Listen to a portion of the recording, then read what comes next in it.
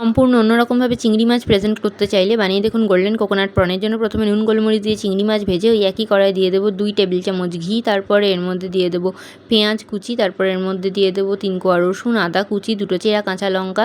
তারপর এগুলো একটু লাল লাল করে ভেজে আমরা মিক্সিতে ব্লেন্ড করে বানিয়ে নেব একটা পেস্ট। এরপরে ওই একই কড়াইয়ে দেবো 1 টেবিল চামচ ঘি, অনেকটা কোড়ানো নারকেলগুলো হালকা লাল লাল হয়ে এলে এর মধ্যে দিয়ে দেবো কসৌটি মেথি। তারপরে এই দুটোকে ভালো করে একটুখানি মিশিয়ে নেব। তারপর দিয়ে দেবো গোলমরিচের গুঁড়ো, এরপরে আমরা দেবো জিরের গুঁড়ো, আর আমরা এরপর দিয়ে দেবো সামান্য পরিমাণে গরম মশলা দেওয়ার পর মশলাগুলো ভালো করে কষিয়ে নেব। তারপর দিয়ে দেবো আদা রসুনের পেস্ট, আর তারপর আবার ভালো করে একটু মিশিয়ে নেব। এরপর স্বাদমতো নুন, অল্প একটুখানি চিনি, আর ভেজে রাখা মাছগুলো দিয়ে মাছের মধ্যে মশলা ভালো করে মিশিয়ে নেব। মাছের মধ্যে মশলা ভালো করে মিশে গেলে আমরা এর ওপর থেকে দিয়ে দেবো অনেকটা ঘন নারকেলের দুধ। তারপরে এটা ফুটে উঠলে আমরা একটা হাতার মধ্যে ঘি গরম করে এর মধ্যে দিয়ে দেবো কাশ্মীরি লঙ্কার গুঁড়ো। তারপর এটা একটু ফুটে উঠলে ইমিডিয়েটলি ঢেলে দেবো আমাদের বানানো ডিশের ওপর। Golden coconut prawn ready. রেসিপিটা কেমন লাগলো কমেন্টে জানান। এরকম রেসিপি পেতে ফলো করুন।